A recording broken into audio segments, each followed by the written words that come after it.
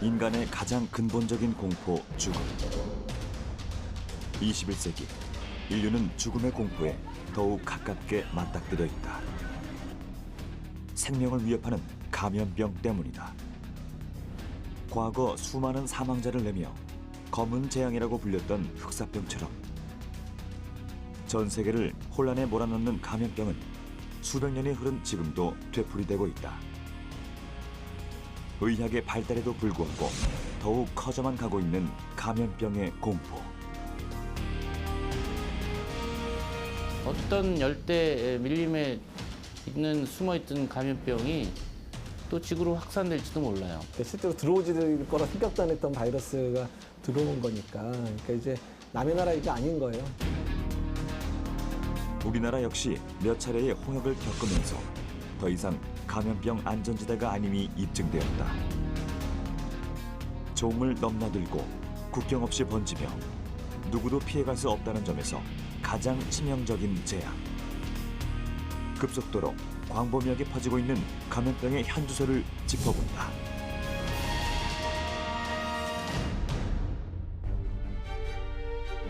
(1951년) 끝나지 않은 한국 전쟁으로 인해 전국이 허덕이던 그때 또 다른 그림자가 우리나라를 덮쳐왔다. 천연두의 발병이었다. 발열과 구토를 일으키고 병적인 피부 변화를 특징으로 하며 치사율까지 높았던 천연두. 공기를 통해 쉽게 전염되는 천연두는 순식간에 우리나라 전체를 뒤덮었다. 백신이 개발돼 1959년 완전히 사라지기까지 4만여 명의 환자가 발생했고 그중 4분의 1가량이 목숨을 잃었다. 인간을 공포에 떨게 한 이 같은 사례는 세계사에서도 쉽게 찾아볼 수 있다. 14세기부터 17세기까지 약 300년간 계속된 흑사병이 대표적인 예다. 피부가 검은색으로 변하는 탓에 검은 죽음을 몰고 오는 병이란 이름을 갖게 된 흑사병은 유럽 인구의 30%를 죽음으로 내몰았다. 1900년대에 들어서도 비슷한 일이 발생했다. 제1차 세계대전으로 세계가 혼란에 빠져있던 1918년 3월 프랑스에 주둔하던 미국 병영에서 독감 환자가 나타났다. 그리고 같은 해 8월 첫 사망자를 발생시킨 이 독감은 빠르게 번져나가기 시작했다. 스페인 독감의 서막이었다. 단 2년 사이 스페인 독감으로 인한 사망자 수는 5천만 명까지 늘어났다. 제1차 세계대전의 사망자 수를 3배나 넘어서는 수치였다. 세계사에 기록된 이 모든 상황들은 하나의 공통점을 가지고 있다. 병 하나로 인해 수많은 사망자가 발생했으며 그 파급력은 전쟁만큼이나 거대했다는 것. 이처럼 급속하게 또는 만성적으로 광범위하게 전파되면서 다수의 목숨을 앗아가는 질환들을 우리는 감염병이라 부른다. 감염병은 어떻게 보면 다른 병과 달리 다른 생물체, 뭐 세균이든 바이러스든 뭐 곰팡이든 기생충이든 우리 몸 안에 들어와서 증식하고 몸을 파괴하고 염증을 일으키고 증상을 일으키는 거죠. 그런 면에서 이 감염병은 다른 사람에서의 질환과 확연히 구분이 되는 겁니다. 감염병은 미생물의 종류에 따라 바이러스 감염병, 세균 감염병, 기생충 질환 등으로 나뉜다. 주목할 것은 전파 경로가 무척 다양하다는 점이다. 음식물의 섭취나 호흡에 의한 병원체의 흡입, 감염병에 걸린 매개 동물 혹은 사람과의 접촉 등으로 전파되기 때문에 그 경로를 파악하는 것이 쉽지 않다. 이는 감염병이 빠르게 확산되는 이유 중 하나이기도 하다. 세계보건기구는 이러한 감염병의 위험을 6단계로 구분한다. 단계가 높아질수록 위험도 증가해 최종 단계는 세계 전역에 감염병이 유행하는 상황, 이른바 팬데믹. 팬데믹의 공포는 여러 차례 인류를 압박해왔다. 흑사병이 역사상 가장 악명 높은 팬데믹으로 꼽힌다면 1900년대에는 스페인 독감 외에도 1957년에 발생했던 아시아 독감, 1968년에 발생했던 홍콩 독감이 팬데믹으로 지칭되었다. 20세기에만 무려 3번의 팬데믹이 발생한 것이다. 그렇다면 21세기 들어 처음으로 팬데믹이 선언된 감염병은 무엇일까?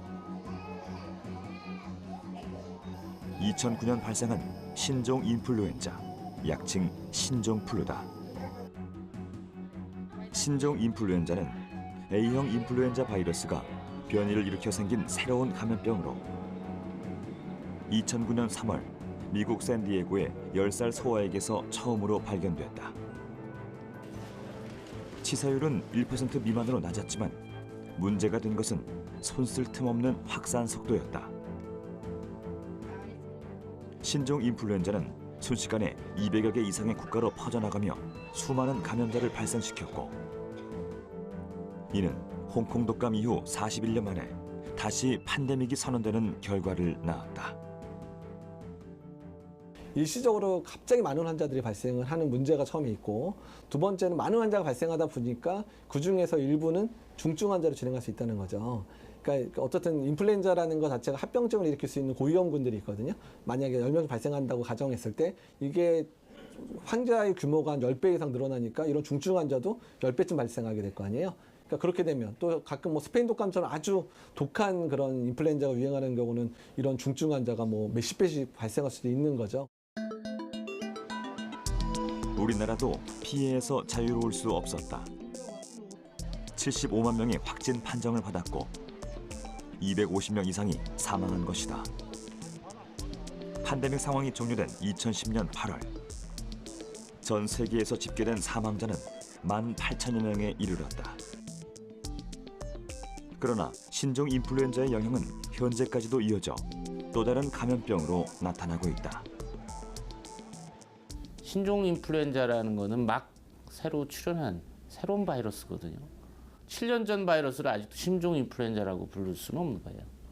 그래서 우리가 이제 그렇게는 안 부르고 2009년 H1N1 팬데믹 인플루엔자 그렇게 부르죠. 그래서 이번 올해 1월, 2월에 유행했던 것이 2009년 신종 인플루엔자의 후손이에요. 후손인데 크게 바뀌지 않았어요.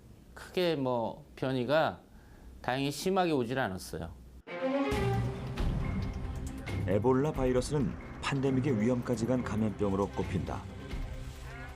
1976년 아프리카 자이르에서 처음으로 나타난 에볼라 바이러스는 지역을 옮겨가며 산발적으로 유행해왔다. 그러나 2014년 3월 기니에서 출혈과 열을 동반하는 환자가 발생한 이후 상황은 급격하게 악화되기 시작했다.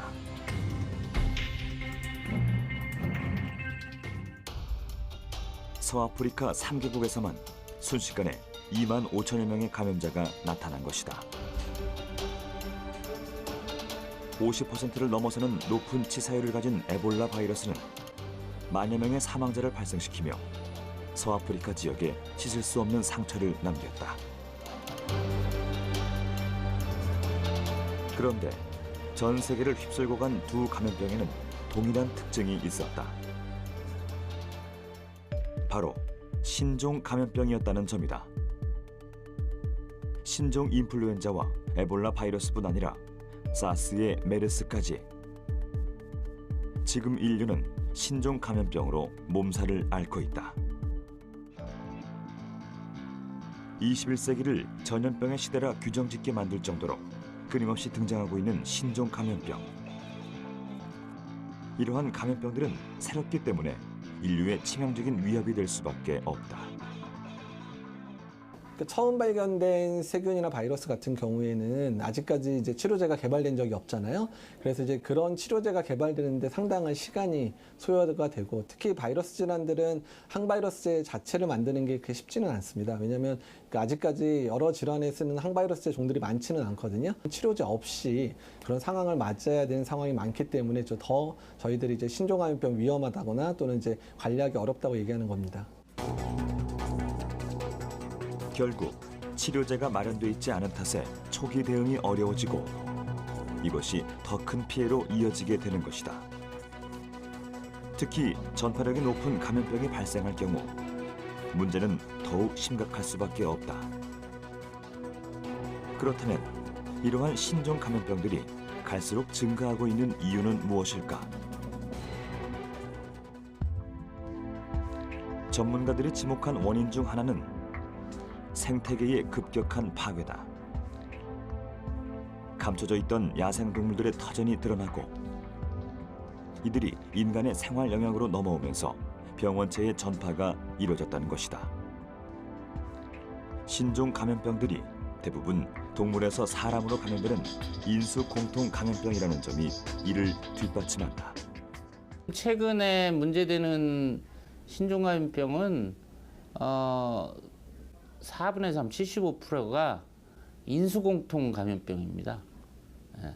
그러니까 이 아프리카 열대 밀림에 있는 뭐 원숭이나 뭐 야생동물, 뭐 박쥐나 이런 그 야생동물이 갖고 있던 바이러스가 중간에 뭐 가축을 거치든 아니면 직접이든 인체 감염을 일으키는 것이 이제 신종 감염병이고. 실제로 에볼라 바이러스의 경우 가장 유력한 매개체로 지목된 것은 과일박쥐였다. 과일박쥐로부터 다른 동물들 그리고 인간에게까지 전파됐다는 추정이다. 2002년 겨울에 유행하기 시작해 770여 명의 사망자를 낳은 중증 급성호흡기 증후군 사스는 사양 고양이가 주요 매개체로 지목됐으며 2015년 발생한 중동호흡기 증후군 메르스의 매개체는 낙타로 밝혀졌다.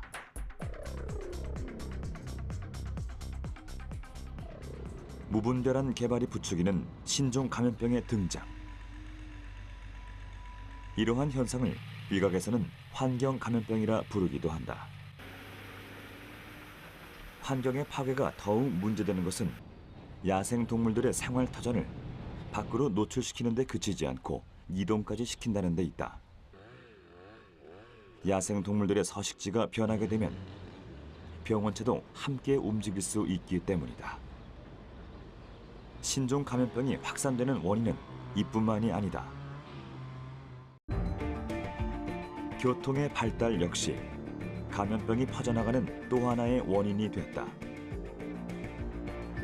대륙에서 대륙으로의 이동 속도가 빨라지면서 감염병의 전파 속도도 과거에 비해 훨씬 빨라지게 된 것이다.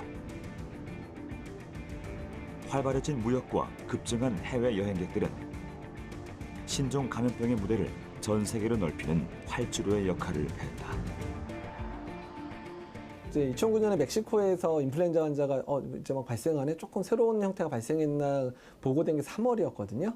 근데 우리나라의 본격 상륙해서 우리나라에서 막 하루에 막 몇만 명씩 발생하는 게 9월, 10월이었습니다. 그러니까 6개월 만에 멕시코에 있던 바이러스가 국내에 전파돼서 국내 전체를 이제 그 유행을 일으키는 상황이 돼버리고 우리나라뿐만 아니라 전 세계를 유행시켰잖아요. 그래서 어떤 한 지역에서의 질병이 우리나라와 무관하다고 얘기할 수 있는 시대는 이제 지난 겁니다. 지난해 우리나라를 공포로 몰아넣은 메르스의 경우도 마찬가지였다. 사회뿐 아니라 경제 전반에까지 심각한 악영향을 미쳤던 메르스.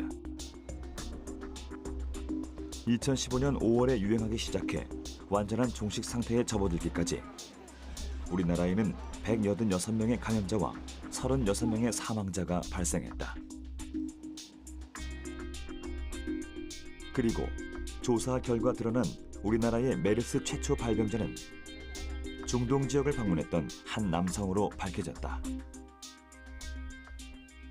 정부는 추가적인 역학조사 결과 첫 번째 환자가 바레인 이외에 중동호흡기 증후군 발생국인 사우디아라비아 그리고 아랍에미레이트도 방문한 이력을 확인을 하였습니다. 이러한 국내 사례와 세계적으로 보고된 중동호흡기증후군의 현재까지의 감염 경로상 모든 환자들이 직간접적으로 중동 지역과 연관되어 있다라고 하는 걸 다시 한번 확인하게 되었습니다. 감염병의 허물어진 경계는 수치로도 확인된다. 질병관리본부에 따르면 우리나라의 해외 유입 감염병은 갈수록 늘어나 지난해엔 전년 대비 23%나 증가했다. 그런데 특별한 점은 우리나라에서 증가한 해외 유입 감염병들의 다수가 댕기열, 말라리아 등 모기로 인한 감염병이라는 사실이다.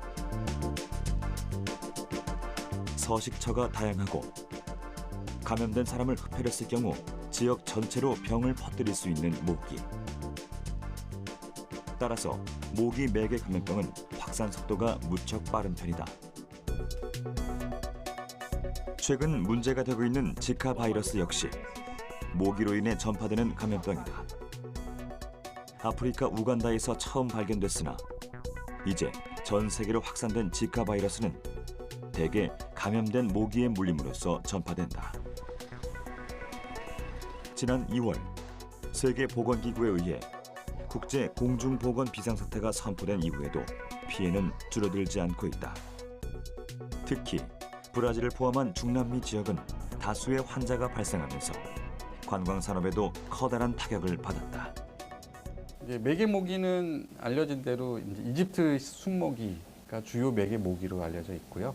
사실 지카 바이러스 감염증 자체는 어떤 사망률이 높은 그런 위험한 질병은 아닙니다. 단지 이제 감염 후에 합병증, 지금 이제 산모에서의 소두증, 아기의 출생, 그 다음에 성인에서 이제 길랑발의 증후군이라고 하는 신경학적 합병증들이 일부 나타날 수 있다는 것이 이제 문제입니다.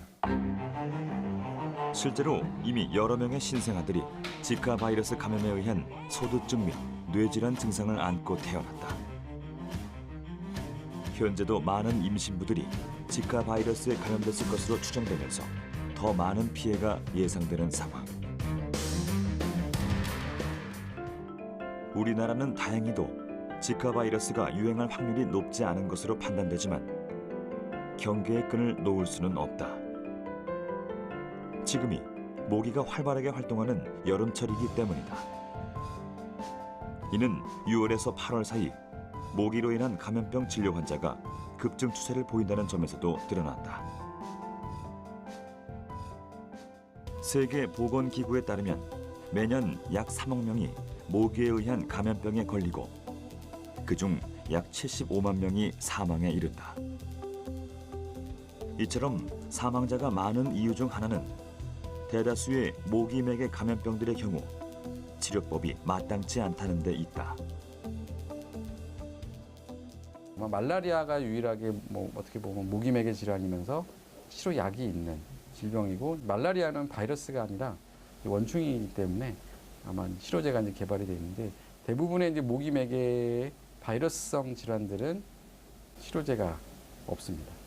가장 안전한 거는 이제 그 질병이 발생하는 위험 국가를 방문하지 않는 게 가장 안전하겠고, 방문할 수밖에 없는 상황이라 그러면 모기에 물리지 않게끔 이제 대비를 하는 수밖에 없습니다. 모기 기피제를 사용하거나 야간 외출을 자제하는 개인적인 방법 외에 지자체들도 대대적인 방역 작업으로 피해를 줄이려 노력하고 있다. 그러나 모기맥의 감염병뿐 아니라 새롭게 발생하는 신종 감염병들까지 방어하기 위해서는 보다 광범위하고 근본적인 대책이 수립될 필요성이 있다.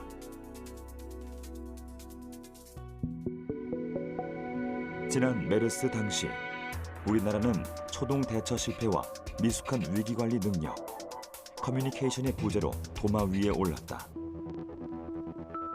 정부와 민간 병원 간의 역할 분담이 제대로 이루어지지 못하면서 연속적인 피해를 불러일으킨 것이다. 이 경험을 교훈 삼아 정부는 여러 가지 준비들을 진행 중이다. 신종 감염병 환자들을 전담 치료하는 감염병 전문 병원들이 국립중앙의료원을 중심으로 지정될 예정이며 세계보건기구와 정부, 의료계 간의 협력을 더욱 공고히 하기 위한 방안들도 논의되고 있다. 일단 질병관리본부 조직 자체가 이런 신종감염병 대응할 수 있는 형태로 많이 바뀌었고, 뭐 역학조사관들도 새로 많이 뽑게 됐고, 그 다음에 이제 개별 병원들의 감염 관리를 강화할 수 있는 여러 수가라든지, 그다음에 인력이라든지 이런 부분에 대한 지원책들이 이제 발표되고 있어서 이제 많이 나아지기는 할 거로 생각은 되지만, 근데 워낙에 뭐 이런 게 1, 2년 막 노력한다고 확 변하는 게 아니니까 장기적인 계획을 두고 이제 가야 될 필요는 있는 거죠. 감염병 위험 국가로의 여행을 피하고 감염병이 의심될 경우 신속히 의료기관을 찾아 검사를 받으며 확산 방지를 위해 다른 사람과의 접촉을 피하는 등 국민 차원의 노력도 필요하다. 감염병의 피해를 최소화하기 위해서는 모두가 책임감을 가지고 하나로 힘을 모으는 자세가 중요하기 때문이다. 신종감염병이 언제든지 또 들어올 수 있다. 그리고 신종감염병은 백신이나 치료제가 없기 때문에 더 공포스럽다. 빨리 발견해서 격리하고 2차, 3차 접촉을 통한 감염을 차단해야 된다. 그래서 이 신종감염병에 대해서는 총력, 뭐 정부, 국민, 의료계 다 사실은 노력을 해야 안전해지는 겁니다. 죽음을 불러오는 재앙 감염병. 앞으로도 감염병과의 싸움은 계속될 것이며 이 싸움에서 이기기 위한 인류의 노력 역시 멈추지 않을 것이다.